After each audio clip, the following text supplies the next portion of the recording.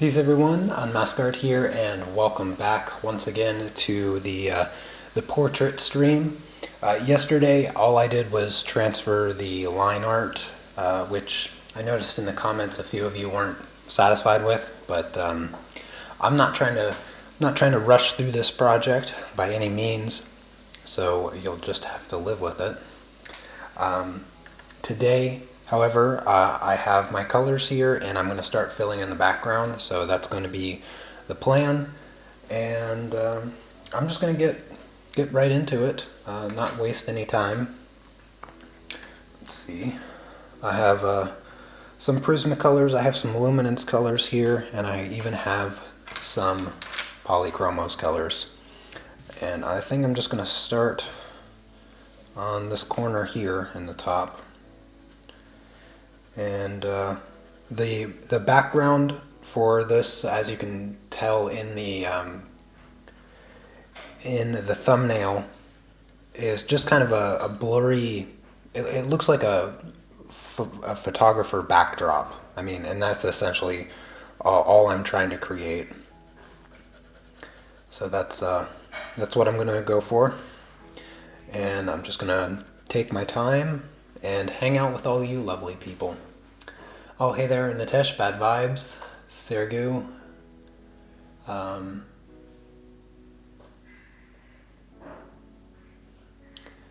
Sue, good to see you. So I'm using Prismacolor, I'm using Luminance, and I'm using Polychromos. On my website, I have a color chart that you can download that has all the pencils, and I have my color chart here to my side. And so when I am looking for the exact color that I want, I can just kind of scan through and pick out whichever color from the three sets that I think matches what I'm looking for the most. And I'm gonna do essentially like half of the page with just this one color, and then incorporate my other colors on top of it to get the look that I want. And I'm just gonna take my time, and I'm never gonna press hard on this paper. It's just going to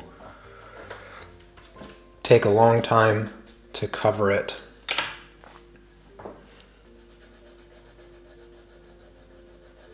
So if you guys have any questions throughout the stream, don't hesitate to ask.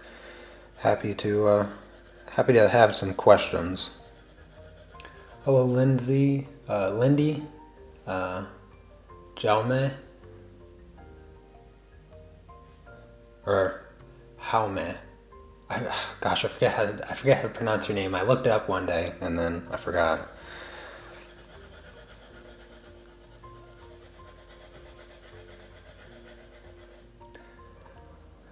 Oh, hey there, Gary. Good to see you. Appreciate you guys coming by and hanging out with me. How's that camera working for you? Hello from Australia. Oh, well, thank you, LilyCat84. I send my greetings from Poland.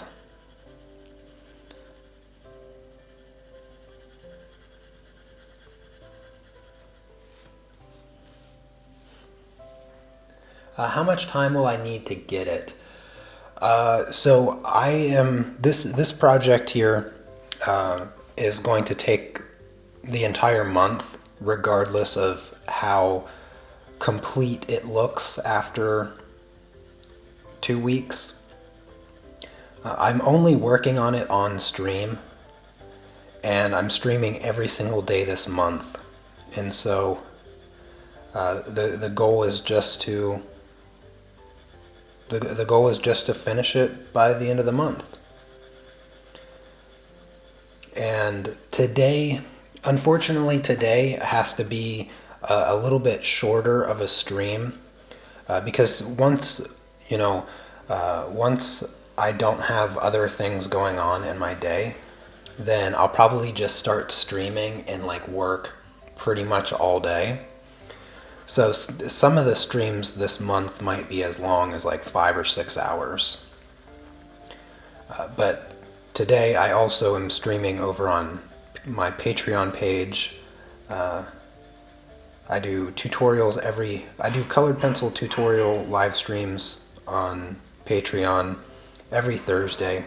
I know many of you know that already. And today I will be streaming in about 4 hours over there.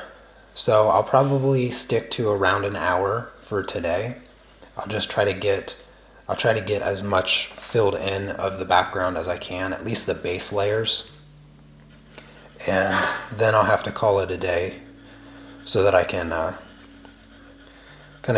grab some lunch and then start streaming over on Patreon. And of course, you're all welcome to join me.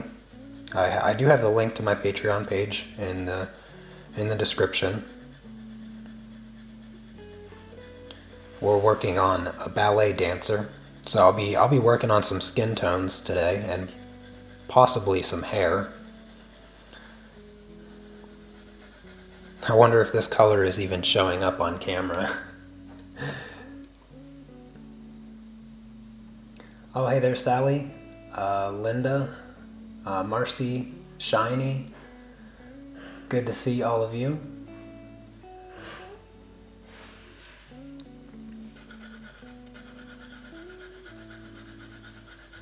Really glad to see all of you here. I'll be doing my streams different times of the day. Yesterday I streamed 1700 my time. Right now it is 11 in the morning. And tomorrow, I don't know. I haven't decided what time I'll be streaming tomorrow. Probably be streaming around 15. I think that would be a good time frame.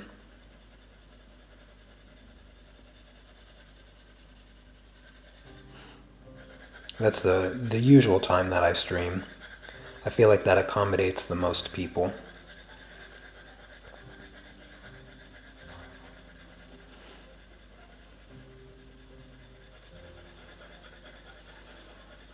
You know, it's funny, for like the longest time, I've always complained about like the color selection in polychromos, and just I've never really liked working with the polychromos pencils, and I've avoided them for a very, very long time.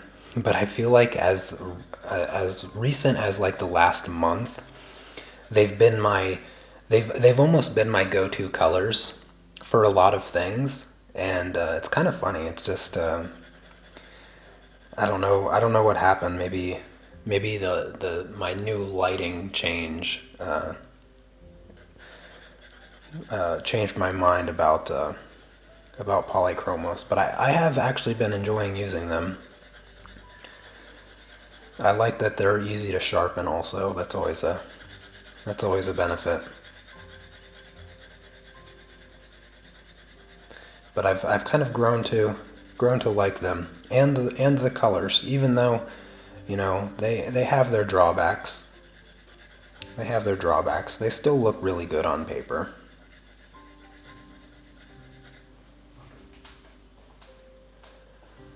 "4 a.m. Oh my goodness, dedication. Thank you for coming by and hanging out. I don't know whether to say good morning or good night. Either you're a really early riser or you're a night owl. Oh, hey there, Mithril. Good to see you again. I feel like it's been a little while since I saw you in a live stream. Although it has been a while since I live stream. I missed all of you, really. I missed live streaming on YouTube. It's always nice to have some conversation and people to hang out with while I'm working.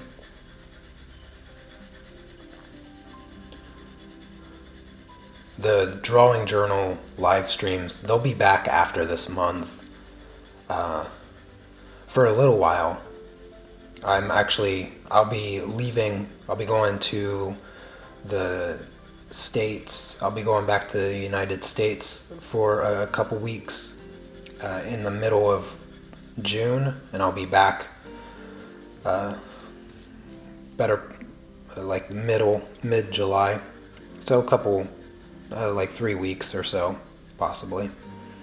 I was trying to buy my plane ticket yesterday, actually, and it was so frustrating because I was looking at, I had like several pages open looking at different dates and airlines, and there was one like just, it was like the perfect round trip ticket, and every time I clicked to buy it, it would just reload the page and it wouldn't ever let me buy it. And I tried it like 100 different times. I tried reloading the page and clicking it, and nothing worked. So I ended up just getting frustrated, and today I'll probably try again, and hopefully I'll be able to buy my plane ticket. But yeah, I'll be heading off to the United States for a little bit next month.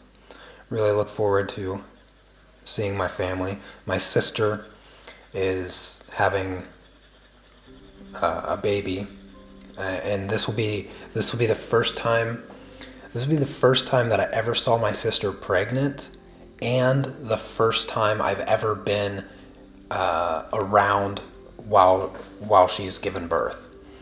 Because this is her fourth kid, and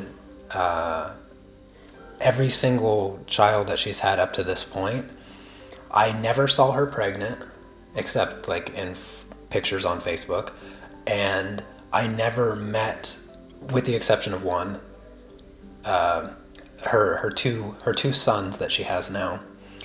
I never met them until they were more than a year old. So it was really crazy to like be gone. My sister's pregnant, never see her pregnant, and then come back and she have a 1-year-old child. It's a very strange feeling, but I really look forward to being able to be there this time for the birth of her new baby girl. It's going to be a rather emotional time, I think.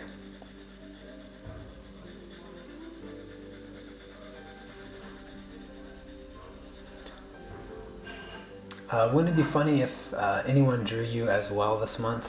Oh yeah, that would be kind of funny. If you guys want to join in, you can probably just look at some of the pictures of myself over on my Facebook page. I have plenty of them, and you're more than welcome. You're more than welcome to do a portrait of me if you'd like. You could do a portrait of my wife too. I'm sure she would appreciate that. I've had a couple people draw me in the past. I'd be more than willing to share them. If you guys did a portrait of me, but I would ask that you do it as a month-long project like me. So don't try to finish it in like a day or two. Just work on it slowly. Take your time. And you can even ask me questions and stuff during the streams for advice and insight and all of that. Be happy to give you that insight if you wanted to work on something. And I mean, it doesn't have to be a portrait of me, but if you have any questions, I'm happy to give you some insight on, your artistic struggles. Oh, hey there, Chrissy. Good to see you.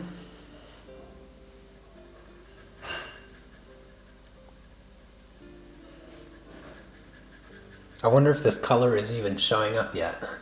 Can you guys even see this yet?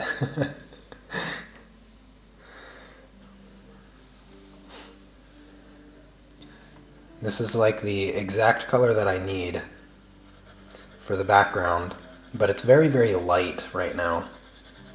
Yeah, this is just like the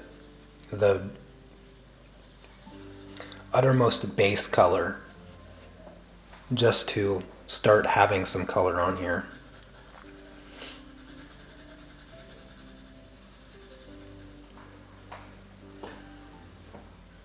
Oh, you're doing a portrait of Christine? That's awesome. Working on a newborn portrait. Oh yeah, I can imagine that would be quite challenging.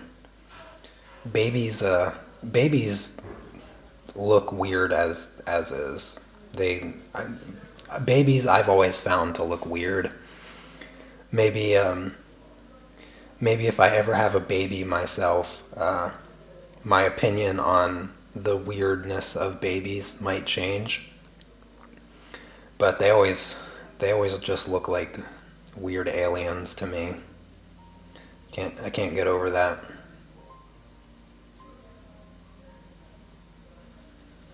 I think we've all come across like a baby that we don't find very cute, but you know, that acquaintance that you have on Facebook. We all have the friends on Facebook that we've never met and we don't talk to or anything like that.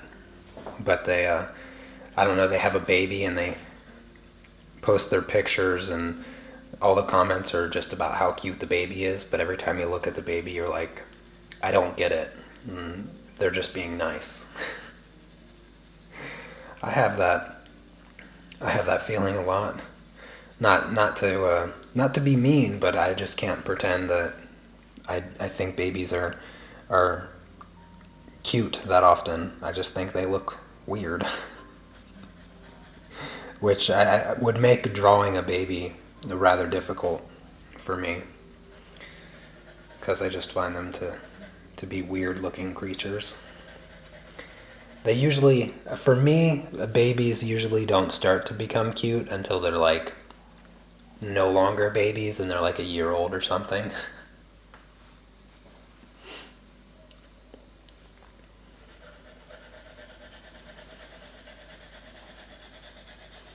Anything younger than a 1 year old is just an alien.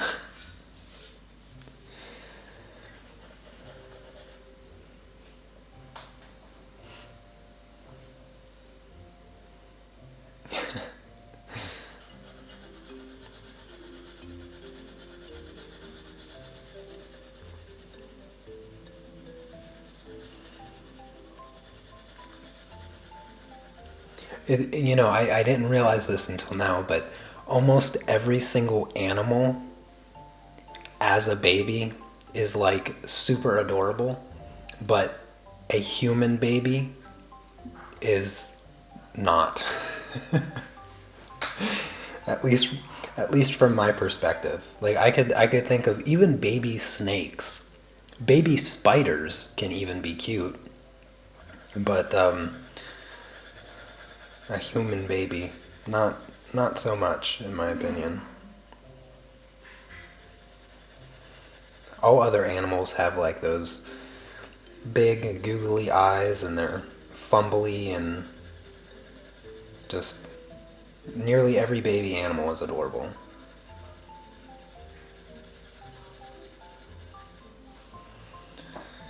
I never realized that until now.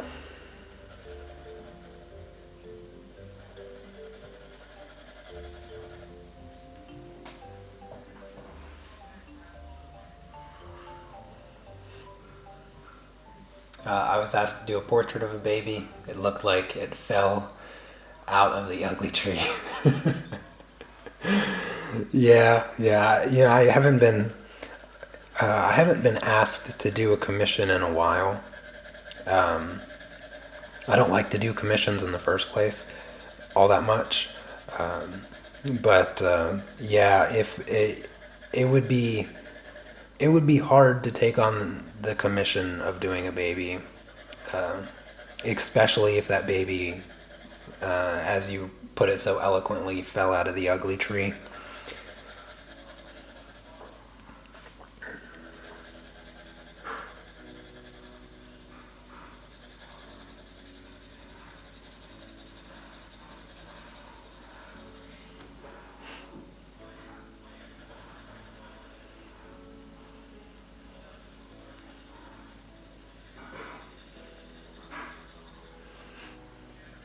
I think babies are usually a little bit cuter when they're fatter, when they're fat babies,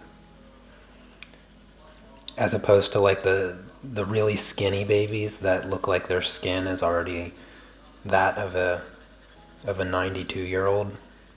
You ever seen those skinny babies that like they're just wrinkly everywhere? They look like they're like the Benjamin Button of babies. They came out like looking 100 years old.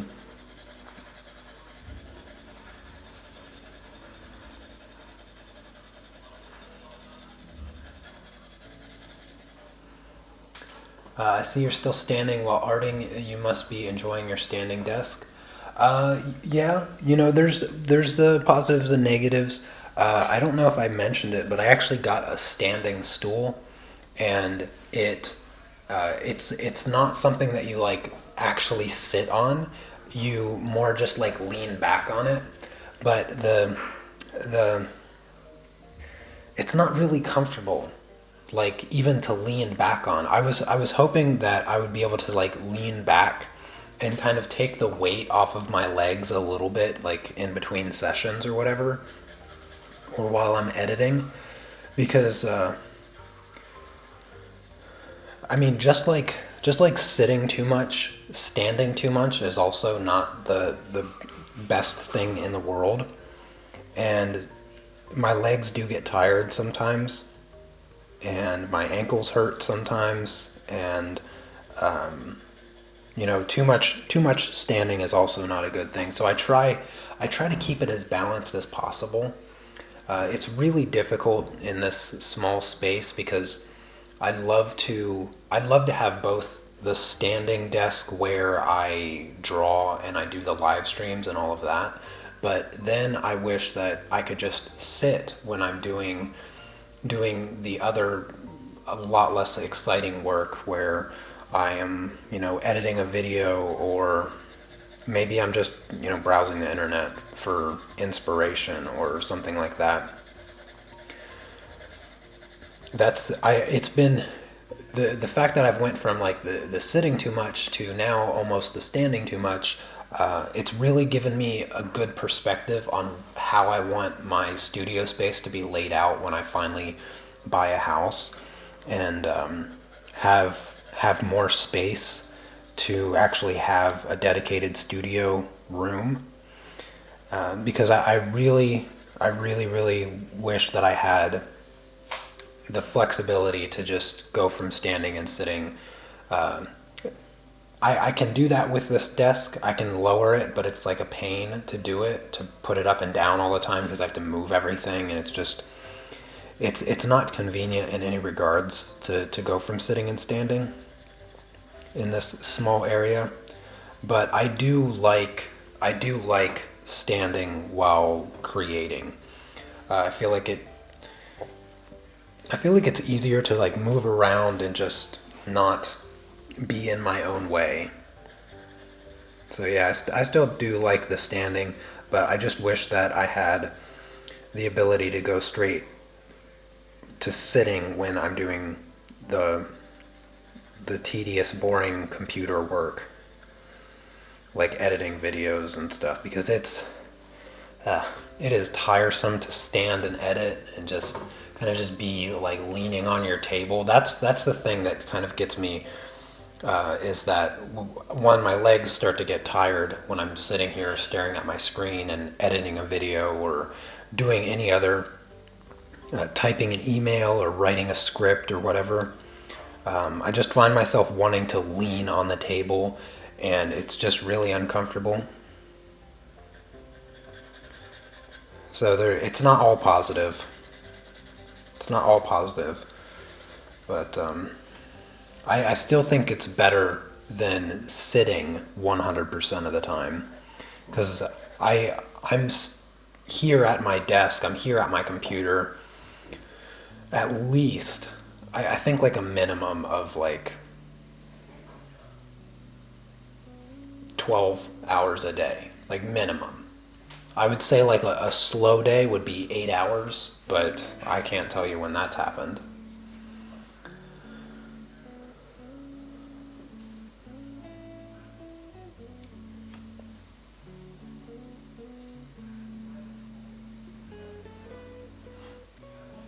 Signs of getting old. Yeah. Maybe a little bit.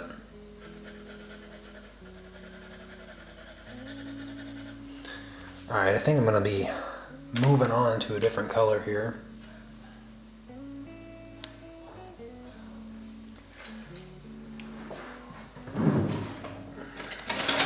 Grab a pencil extender. Switching over to a luminance color. Do I stand on a mat? I don't. I have indoor shoes that I wear.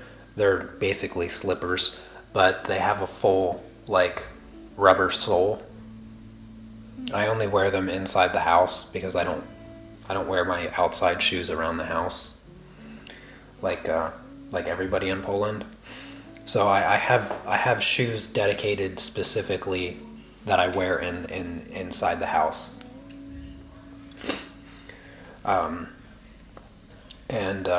they're comfortable. It would be like being in my socks and standing on one of those like foam mat thingies. But even with the shoes, I think I still need something soft underneath my feet. That might help. I should look into finding something like that. I like the idea of adding something that might be a little bit more comfortable to stand on, but I hate the idea of bringing any more stuff into this tiny little flat. Because like even adding one more thing, even on the floor or in this room, it just drives me nuts to think about. Because it's already like closing in on me with just all the stuff, even though there's not really a lot of stuff. It's just I always liked like empty spaces in my rooms. I always liked as much space as possible, but don't really have an option in this teeny tiny little flat.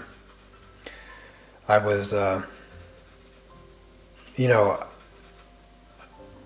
most of you know that my wife and I, we've been hoping to find a house this year to buy, but houses aren't really the common living situation in Poland, especially when you live so close to like the third largest city in the country. And most of the living situation is condos and flats, similar to what we live in. And I'm thinking, and I've been thinking this for a while, but I've been thinking that maybe buying a house is not the route to go. See, since I grew up in the United States and I lived there essentially my whole life up until moving to Poland, it's always been like, oh, get married, buy a house, have kids.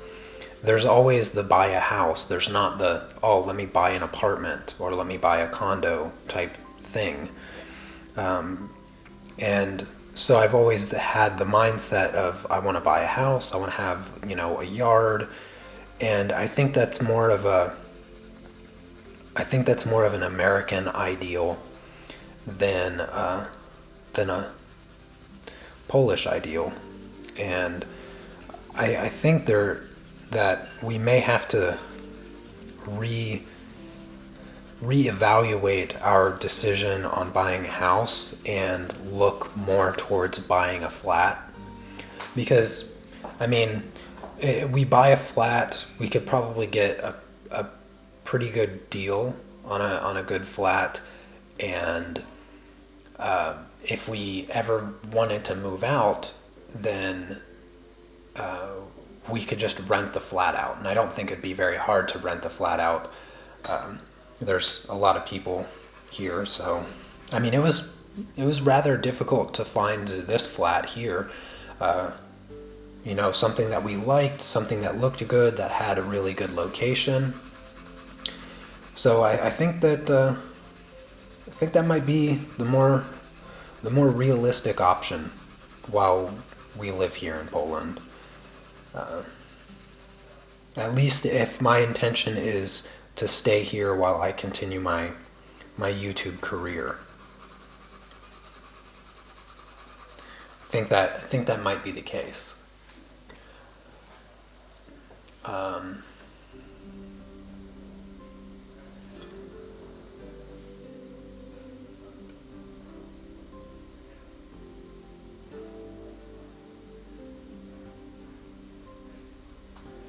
Are flats there what we consider apartment complexes? Yes, Sally. Yeah, flats and apartments are synonymous. I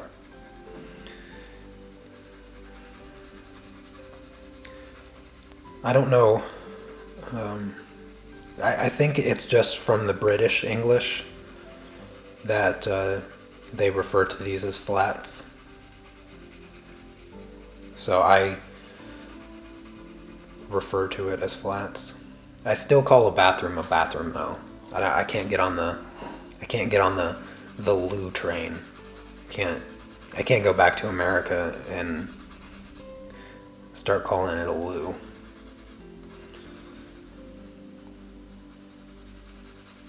I like flat because it's shorter than apartment. It's easier to say than apartment.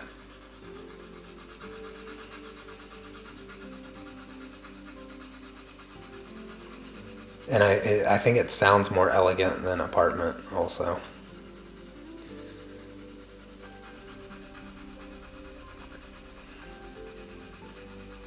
I've been looking for houses also for sale in the United States. Looking to I'm looking to kind of go into business with my sister a little bit. My sister Cece,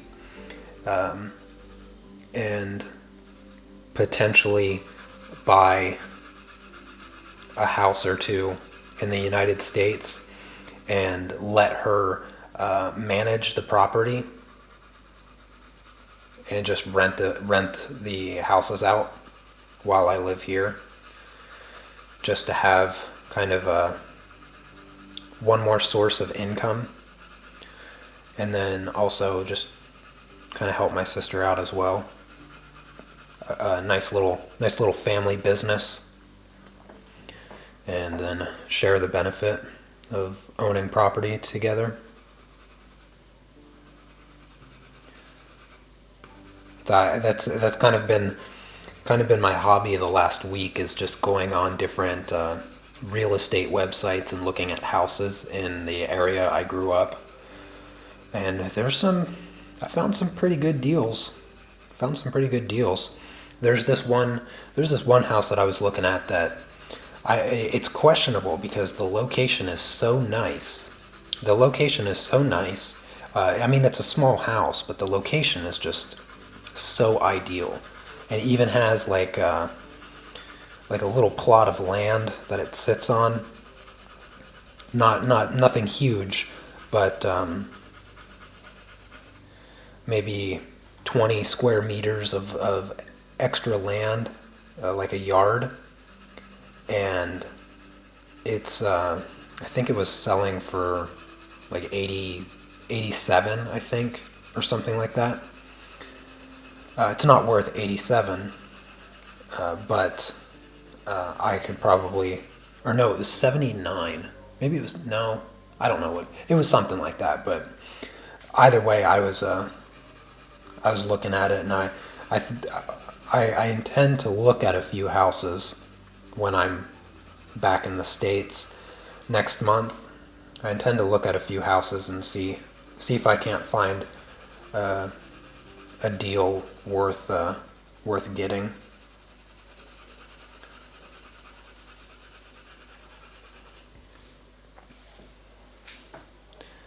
This background is going to take forever. Yeah, real estate is a good investment. Oh, what was my 2nd of May breakfast? So I had a grapefruit, 2 oranges, and a banana. That was what I had for breakfast. I was I actually ate breakfast. I was almost late to the stream today. I ate breakfast about 10. I was up a little bit later than I intended to be last night. Uh, I was up till just before 2 because my wife and we were playing video games for a little bit last night. I kind of got her hooked on this Farm Together game from Steam or off of Steam, and I I got into the game and it was fun and stuff, but then I realized that it doesn't have any story. It just goes on forever. You get these quests where you have to plant like so many grapes or radishes or something, like Farmville, but better graphics and a little bit more playability. It's not just a click on stuff with the mouse. You actually move a character around, and it was fun for like the first week, but then you realize, okay, there's nothing is progressing here. That was the issue that I had with it, is that there was no progression. Your character doesn't grow. You you have a level, like your character levels up, but your level doesn't mean anything. It doesn't do anything, and so it gets very, very repetitive, very, very fast. And I need like change, and especially in video games, like I need a constant change or something, like some kind of interaction that has consequences. So I always like first person shooters because obviously your interaction has consequences. And every single game is different with when you play online with a first person shooter or whatnot. And so unfortunately the farming game for me got just a little bit too boring. And last night I tried out this game called Path to Exile. And when I was younger, I used to play Diablo 2. I don't know if you guys ever heard of Diablo 2. I'm sure some of you have. I mean, goodness gracious. It was so insanely popular. But I played Diablo 2 when I was in high school and middle school. I played it for like 10 years or something ridiculous. But I sunk like my whole life into that game. There's not a lot that I can remember from middle school or high school, but I can remember Diablo 2. I can see the game playing in my head right now. Me and my friend Travis, gosh, we used to play that game all through the night, and just an insane amount. Okay, that's all I'm trying to emphasize. In fact, one time I played the game for 48 straight hours. I played it. I did not leave. I didn't eat. I don't even remember using the bathroom or anything for 2 days straight. And then when I finally did go to sleep, I slept for an entire day. Stayed up for 48 hours, and I slept for an entire 24. Which was a really weird experience because I went to sleep after like the 2 days. I went to sleep at like 11 at night, and I woke up the next day at 11 at night.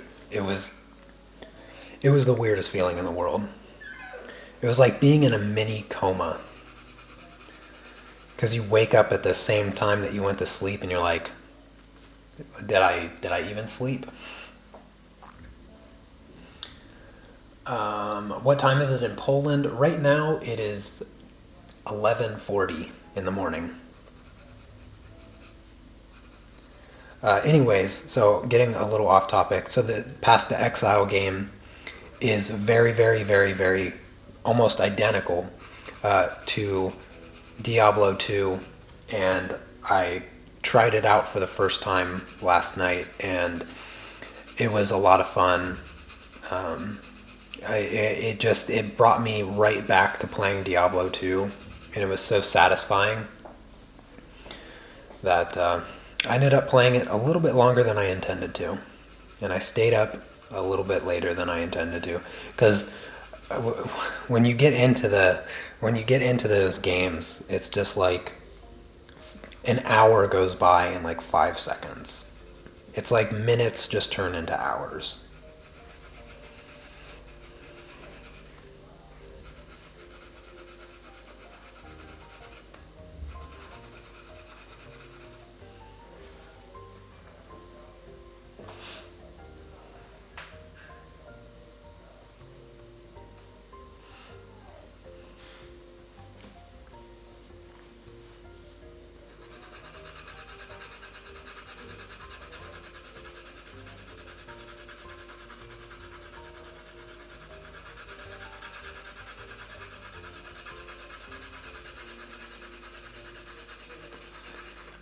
Anybody in the chat playing any video games lately?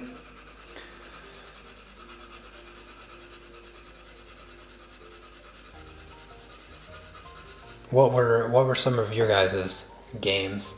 Oh, Time Crisis. Oh, I loved Time Crisis. I loved that game where you use like the little pedal to pop out from hiding and stuff. Yeah, that was a really fun game. I remember going to the arcade a lot. Man, arcades just used to be the thing. And now they're just like a completely dead business. There's this one restaurant called AFK in Washington.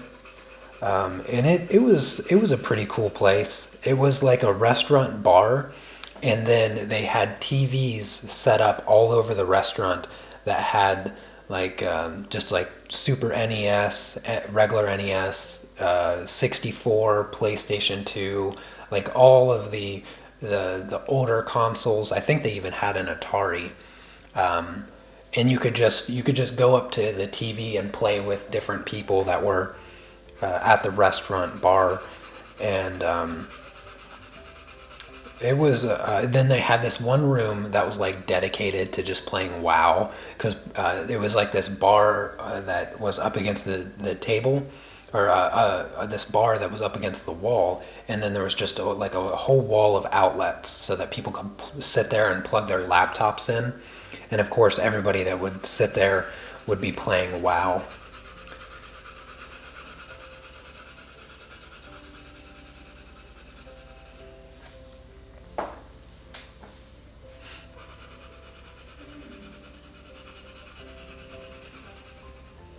But that was about the closest to an arcade that I've seen in the past decade.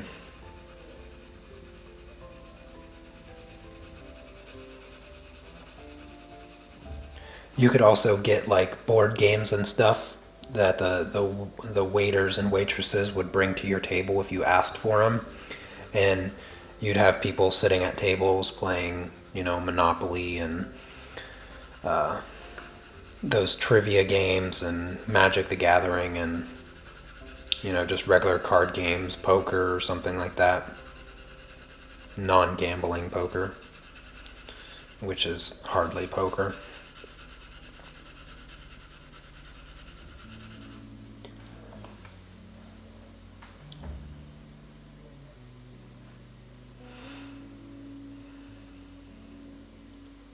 Hooked on Township and Gardenscape.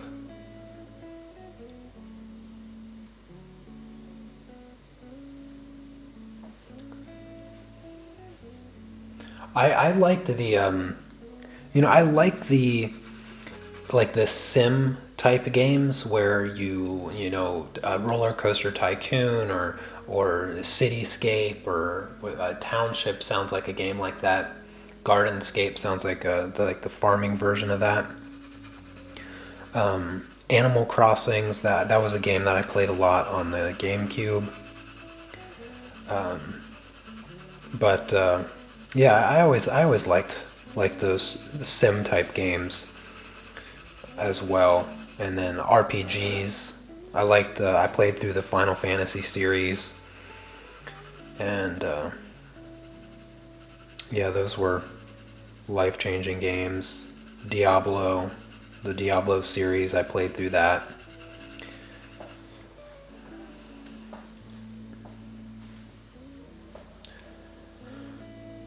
Zelda, yeah, I remember playing Zelda on 64.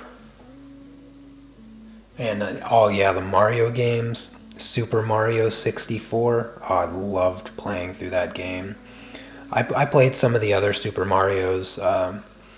The I mean, of course, I played all the old ones, but the more adventure 3D Mario games. I played through the Mario Sunshine on GameCube. I remember playing through that. That's when I was going through my System of a Down phase. I played through Mario Sunshine on GameCube while listening to IOU or System of a Down Steal This Album. Yeah, that was that was the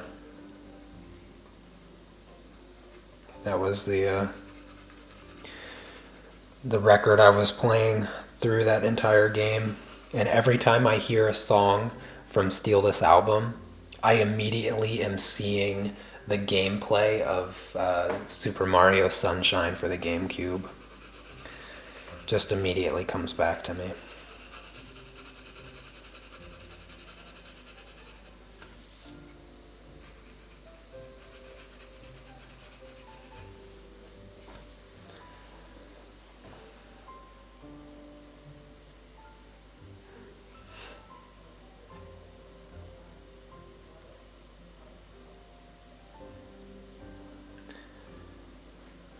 Star Wars, WoW, Lord of the Rings, Camelot. Yeah, yeah.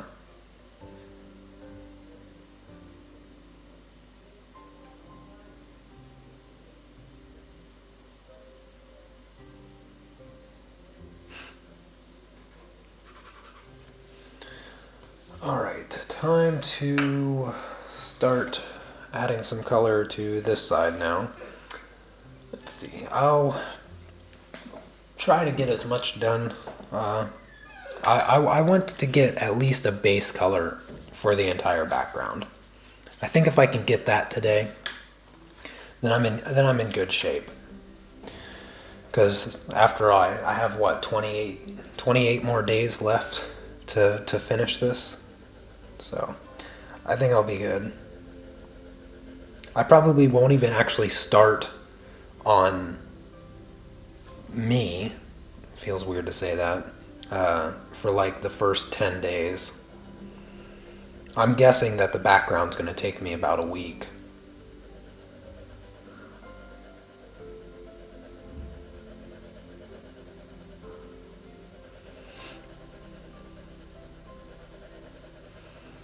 I think my goal will be to have like the last 5 days of the month being the polishing stage, where I just, work in the details and just the really minor changes and all of that. I think that's what I imagine will be the case. That's what I'll try to aim for. Get to that polishing stage somewhere around the 25th.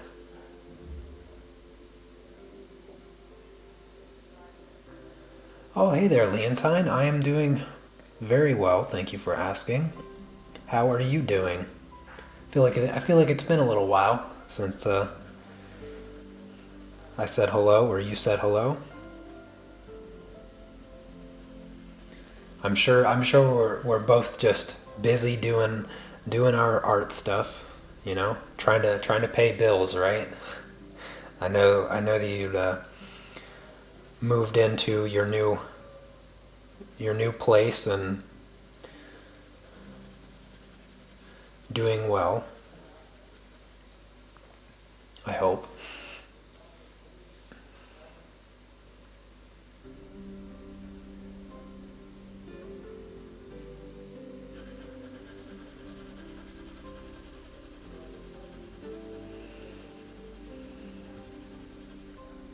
By the way, I switched to another luminance pencil. This is just a gray color, kind of like a a warm gray. Because one of the things that I did with my portrait, or one of the things that I will be doing with my portrait, is I'm playing off a complement between red and green, and so it starts off being mostly like an orange and a blue, and then it will kind of be a bit more of a red light and a little bit more of a green light down here. So I'm playing off the complement because complementary colors usually elicits a bit of a happiness, a joyful kind of color scheme. And so that's what I felt would be appropriate for this self-portrait. Something a little brighter. You know, there'd be some yellows and all of that. And that's what I was feeling when I decided to do this. Oh, you know what I just realized? There's this little space here that I forgot to fill in.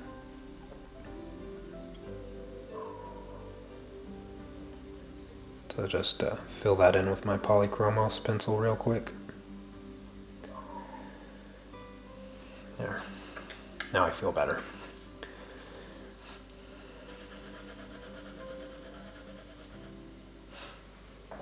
Exactly. Very busy. Yeah, yeah.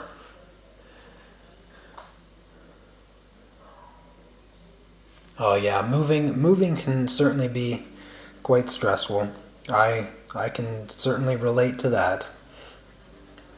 But it's very cool that you've been able to move into a new place and really have a nice dedicated studio spot.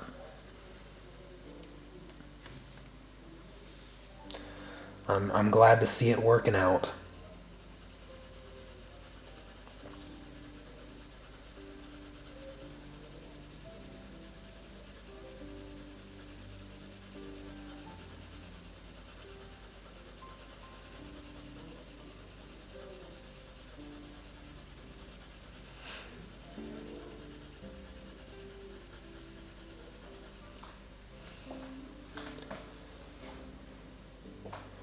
Just noticed that I'm not using any tape. Yeah, you know, I'm not recording this.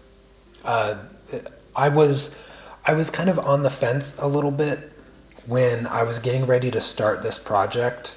I was thinking, do I want to record it and then make a time lapse of it later? And I decided that I don't want to. So I'm not recording this on my camera or anything like that. I'm just doing it 100% purely as a live stream, and that's it. So it's only going to be a live stream, and it will be only as much of a tutorial as you guys make it. If you have questions about techniques or strategy or anything really, then I will answer them. But as you probably have noticed up to this point, is that I haven't been really, articulating my strategy or the purpose or even the exact colors I'm using or anything like that. So in no regards is it really a dedicated tutorial. It will only become more of a tutorial as you guys ask me questions about those types of things and I explain them. Because that's not really, the purpose. I like the social aspect of the live stream more than the tutorial aspect, and so I wanted to keep this just true to the social aspect because I feel like it's more of what I like, and I'm happy to answer any questions that I get along the way.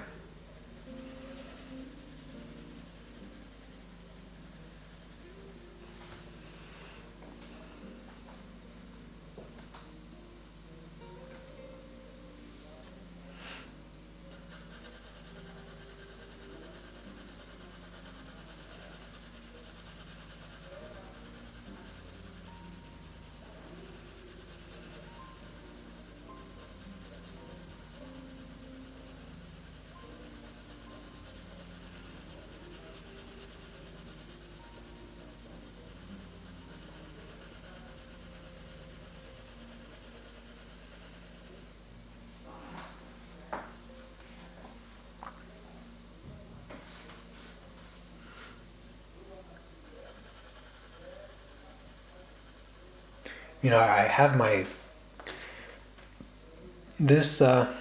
this number 8 round brush. I have this in my solvent because I thought that I'd actually be doing some blending today, but I didn't. I guess I miscalculated the length of time that I was going to spend just applying my initial layers.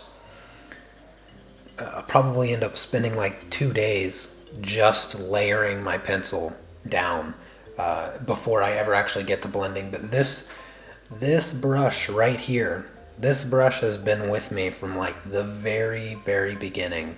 I've used this same brush, this number 8 round brush, since I started colored pencils. So this has been with me for a long, long time, and I feel like it's very, very important that I use it on this project, because recently over on Patreon, our colored pencil project over there, I've been using a smaller brush. I've been using a number 4 round brush because the drawing is a little bit smaller, and it's just a bit easier to have something with a finer tip.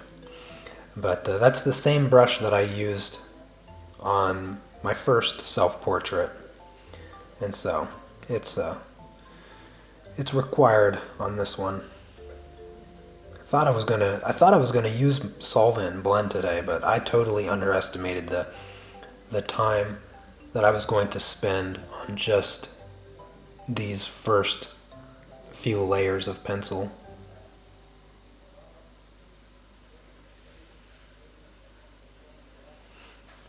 What colored pencil am I using? Well, right now I'm using Luminance. This color is 902, just a nice warm gray color. I have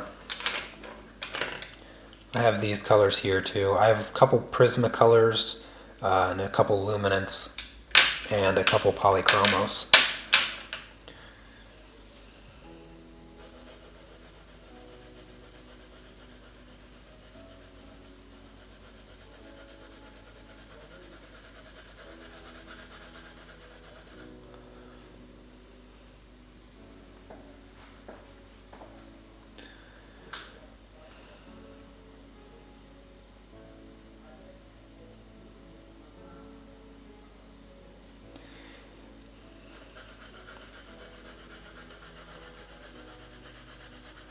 Yeah, the background colors can certainly be uh, rather tiresome.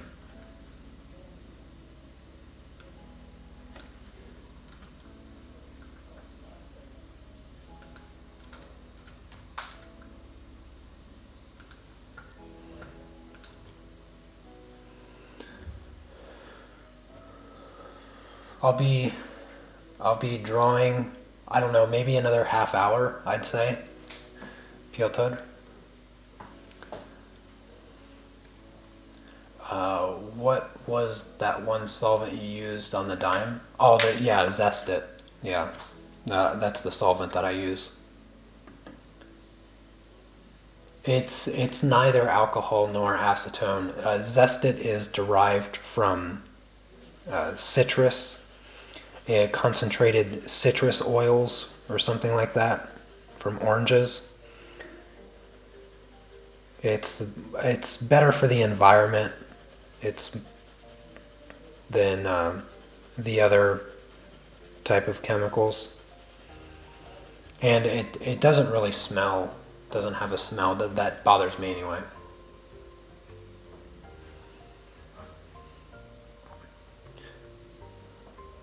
I'm curious, do you use any dietary supplements in addition to your vegan diet? And what's your take on fermented foods like kombucha? Um, well, no, I don't really take any supplements. Every now and again, I'll take a vitamin or something like that. Um, but I've kind of fallen off on taking vitamins. It's not it's not necessary. Uh, it's not 100% necessary all the time on a 100% plant-based diet to take supplements. But it's no more required to take supplements on a vegan diet than it is to take supplements on any other diet. There's a few really common misconceptions about like what you might lack on a vegan diet. The number one most common one is protein, which is completely ridiculous, and there's no validity. There's no validity whatsoever that a vegan diet lacks protein. So I would never I never have any need to take any supplementation for protein. The other most common one, and this is probably the most common one amongst people that think they know stuff but don't know anything actually, and that's B12. B12 is a micronutrient that is produced by bacteria, and they like this.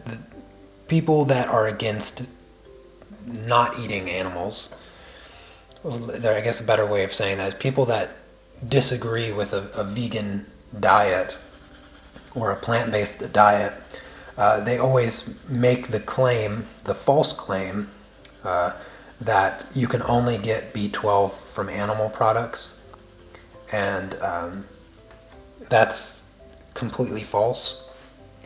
And the funny thing is that B12 is extremely important, even though you only need a small amount of it. But the funny thing is that the majority of people that are B12 deficient aren't vegans or people on a 100% plant-based diet. It's actually just people that eat whatever they want, because B12 is, like I said, it's a micronutrient. It's getting enough of it requires being able to absorb it from your food in the first place. And so a majority of people that have to use supplementation for B12 is actually not even vegans. But you can easily get that nutrient by eating fortified foods, and that's very easy to do. It's put in a lot of stuff because it is such an important nutrient, vitamin. So yeah. Another common one, vitamin D3. If you're not getting enough sunlight, then you're going to need to take a D3 vitamin. That will help a lot with depression. Usually people that don't see the sun as much are more depressed. They're also more prone to cancers. Who would have thought that seeing more of the sun would make you happier? But yeah, D3 is another one that you may consider supplementing, but you would want to supplement D3 based on where you live in relation to the latitude of the planet. So if you're farther north latitude, there's a certain degree. I don't know the actual latitude number, but I know that I lived in the Pacific Northwest up in Washington for about a decade, and if you live up in that kind of area and climate, then you definitely want to strongly consider supplementing vitamin D, because there's just not enough sunlight. And even if the sun is out, it's still farther away from you than people that live farther south, because the earth is spherical and the people near the equator are actually closer to the sun, not by like huge degree or anything, but enough to the point that they get a little bit more vitamin D from the sun. And so as you get farther and farther north, you get less and less from the sun. So it's important. And then it's also if you have a darker complexion and you live farther north, then you almost 100% need to supplement, because when you have a darker complexion, you need more sunlight in order to produce the same level of vitamin D.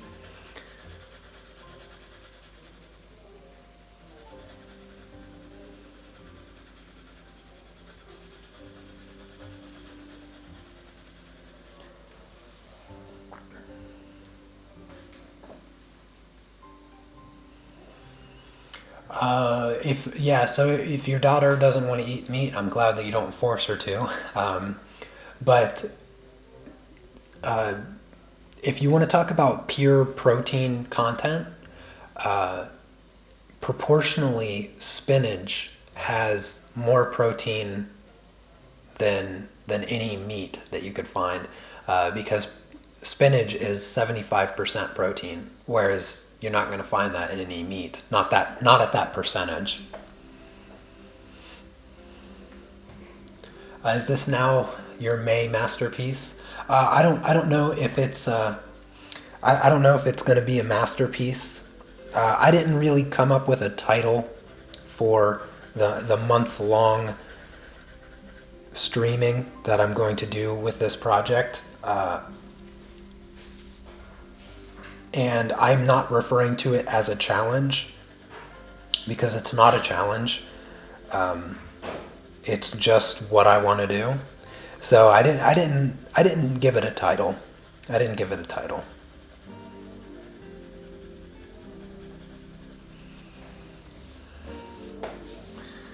All right, that's a good base layer. I'm going to add.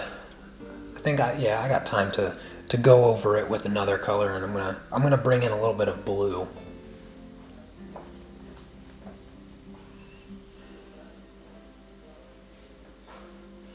You're welcome, Jessica.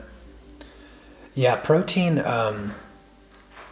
deficiency is only common in people that have eating disorders, or people that are actually starving. Otherwise, protein is actually one of the most abundant and easily getting nutrients that we need to get. And there's a lot of exaggeration to the amount that of protein that you actually need. A lot of that stems from like the bodybuilding community, because they stress the crazy amount of protein, and they're always trying to sell their little protein shakes and stuff. But I would say probably close to 80% of the people in that community that talk about protein overdo the protein. They're always talking about like needing, I think 1 gram for each body weight in kilograms or something like that. Or if you do pounds, it's 1 gram half your weight in pounds. So I don't remember what I weigh in. I don't remember what I weigh in pounds, but it would basically mean that I need 70 or so grams of protein per day if I was doing like bodybuilding, which is completely untrue. Because there's no scientific evidence to suggest that that much protein helps you build more muscle. When you are like doing lifting and heavy workouts, or even just athletics in general, you're building muscle. You still don't need that much protein. It doesn't help. And a lot of those protein shakes are just flat out not healthy. They're just not good for you. because they're made of whey and casein, which is just derived from milk. It's essentially isolated milk proteins, and it's often produced as a byproduct from the dairy industry. So it's literally trash. They're literally selling bottles of trash that are then flavored with more trash. So yeah, the protein stuff is nothing to really concern yourself with, as long as you're eating as long as you're getting enough calories in your diet so that you're not slowly starving yourself to death. You'll easily get enough protein. It's very, very easy to get enough protein.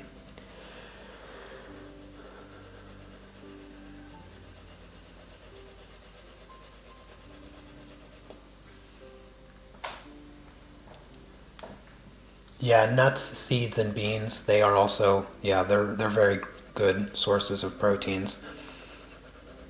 Yeah. Nuts and seeds are also a really good source of your fatty acids, your omega 3s and omega 6s. Yeah. Your the good fats.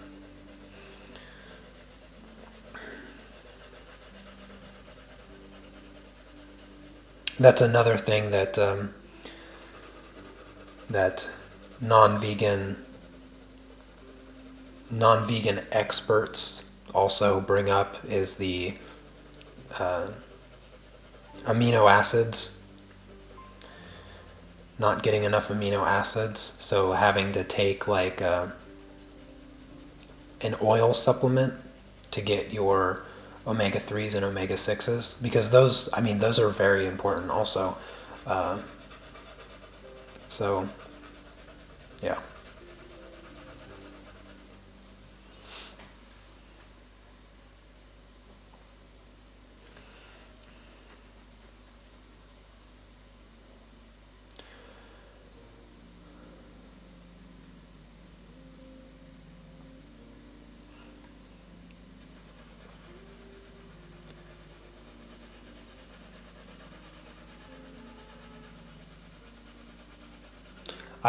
I always enjoy getting on the topic of nutrition and diet and stuff like that.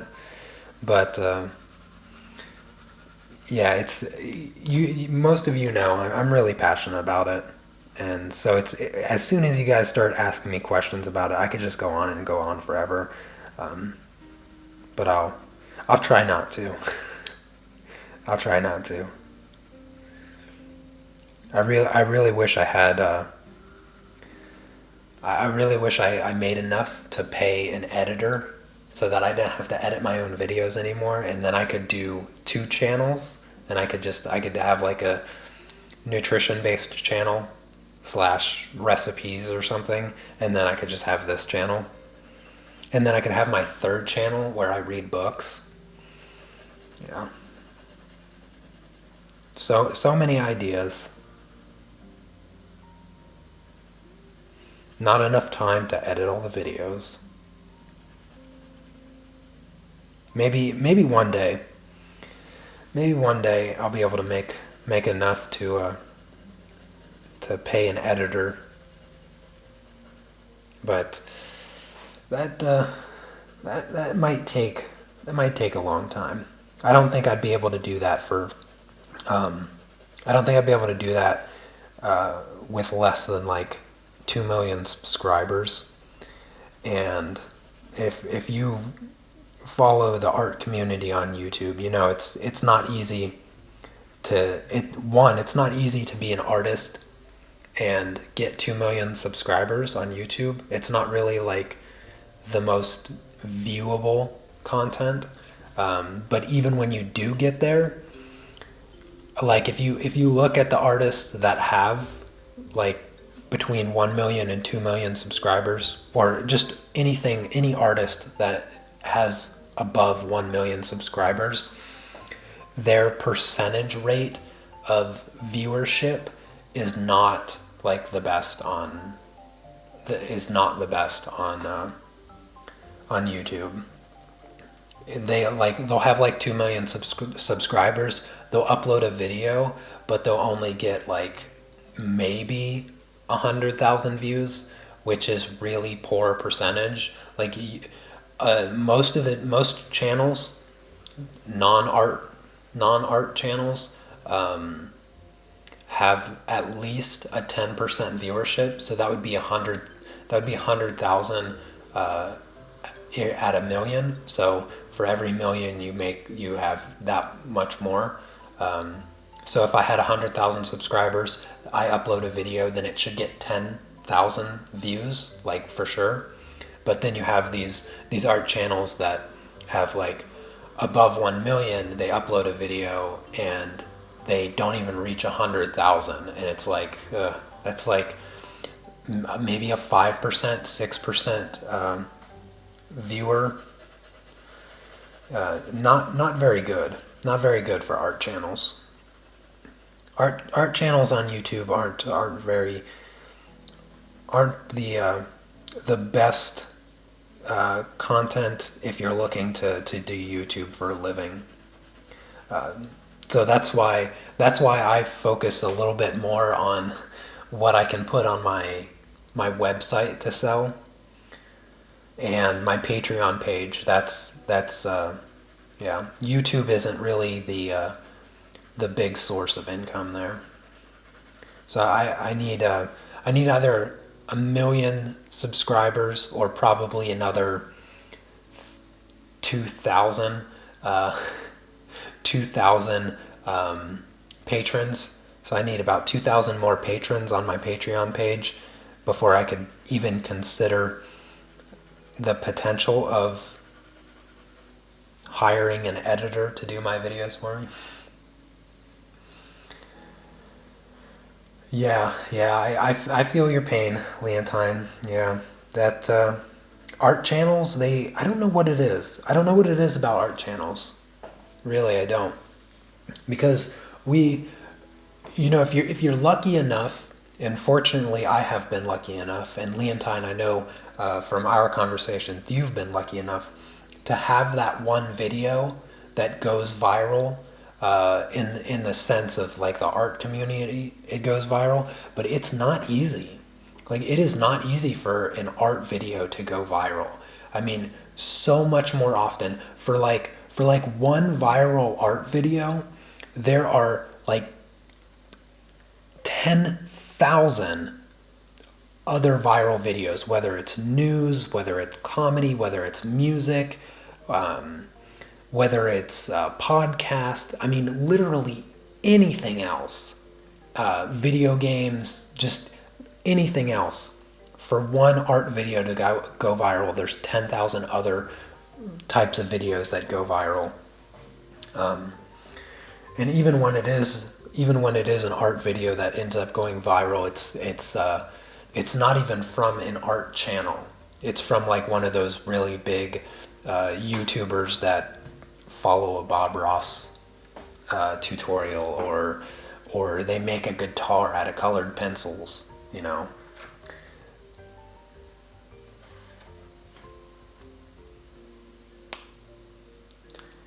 Yeah, the artists that do the artists that create content that their target audience is children, those are the channels that have a little bit better viewership. But yeah, I can't lower my standards to that. And Leontine, based on your comment, I don't think that you can either.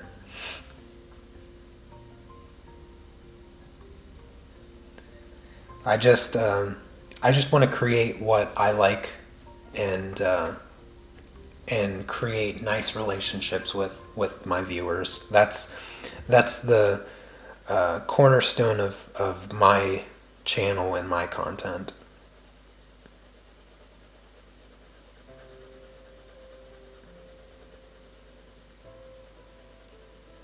You know, I think I might actually end today by blending.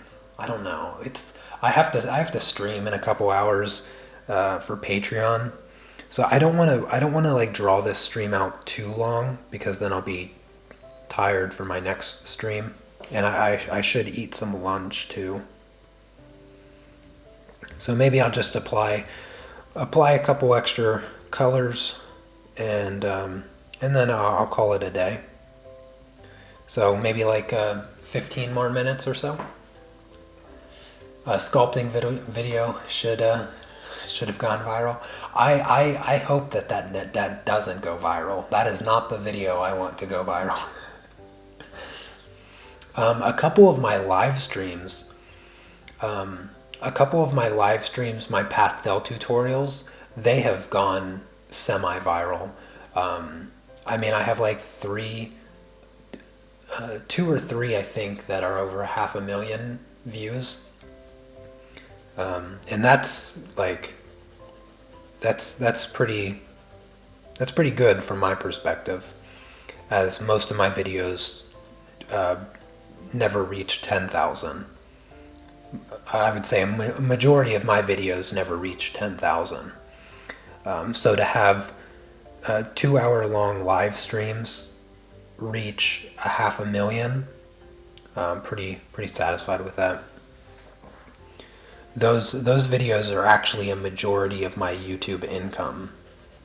Most those 2 or 3 live streams that have gotten a lot of viewership, they make me about $20-30 a day, and that's about 80%, I'd say, of my ad revenue here on YouTube. Because I've been doing YouTube for 6 years now, just shy of 6 years, and I would say for the first 5 years, yeah, maybe first 4.5 years, I never made more than $20 a month from all the videos that I uploaded. And then I had a couple videos really do well early 2017. Yeah, it was like no, it was just last year. So it was late 2017, early 2018 is when I had a few of my videos do really well. And sorry, I have a hair in my mouth. Oh. But from that point on, it went from like $20 a month, and then it finally went up to, I broke $100 a month, and then now it sits around like 600 or 700, and I think the most was like almost 1,000, and that was just 1 month. That was last year for 1 month, but now it's been fairly consistent, right around like the $600-700 mark, which I'm happy with. I mean, I never really counted YouTube as an income source anyway. I mean, extra $20-30 a month was nice, but it wasn't life-changing or anything like that. But now, being over 500 each month, it's a nice little addition to the budget, so that I can do things like buy new cameras and upgrade my microphones and things like that. It's a good feeling.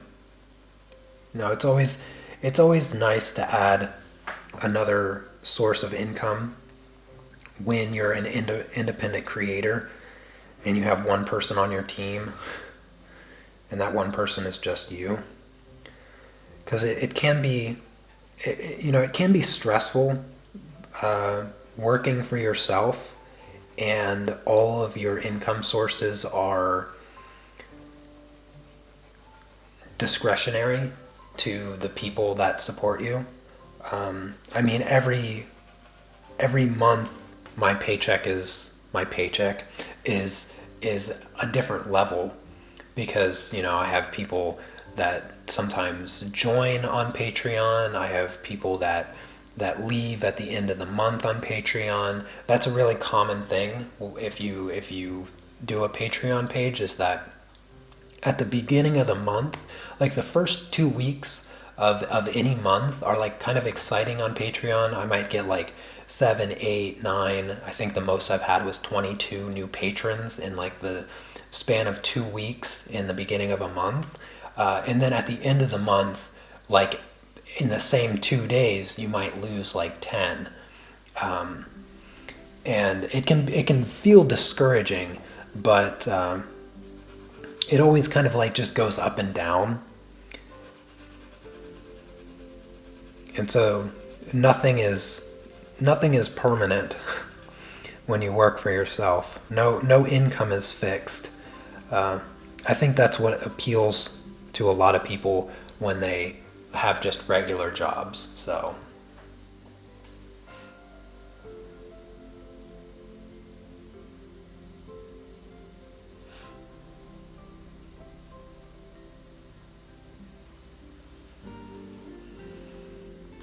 do I also have the problem with pledges getting declined on every first of the month?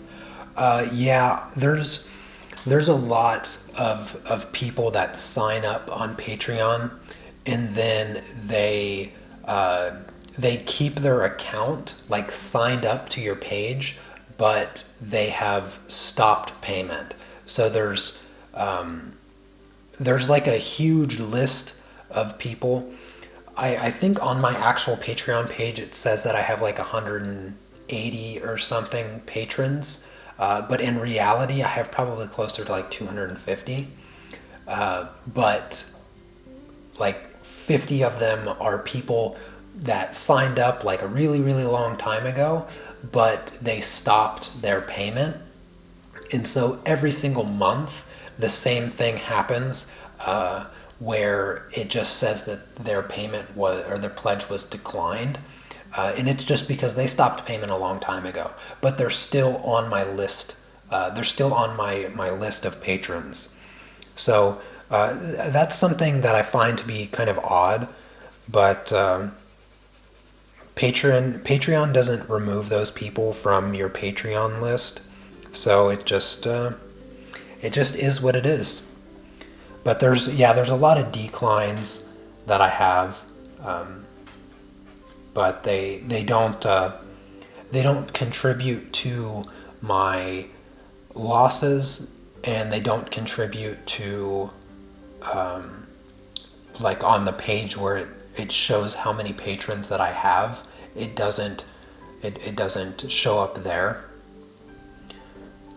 That number continuously fluctuates based on not how many patrons you have like kind of following you, but how many are actually paying.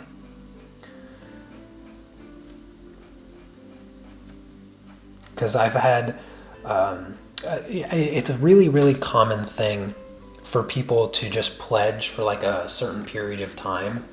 Like they they want to support your channel or your content or whatever, and so they'll just pledge for like a couple months or maybe just 1 month. And what they don't do is they don't delete their pledge, they just stop payment. And that's why you get a lot of those declines on the list, because I have a ton of them. Yeah, I have a ton of them. And I also have the opposite. I have a bunch of patrons that have been pledging for years, but they've never accessed the rewards. They've never messaged me. They've never commented. So I mean, I have it from both sides, really. I would say just don't let the decline don't let the decline diminish your enthusiasm. Just know it's a normal thing.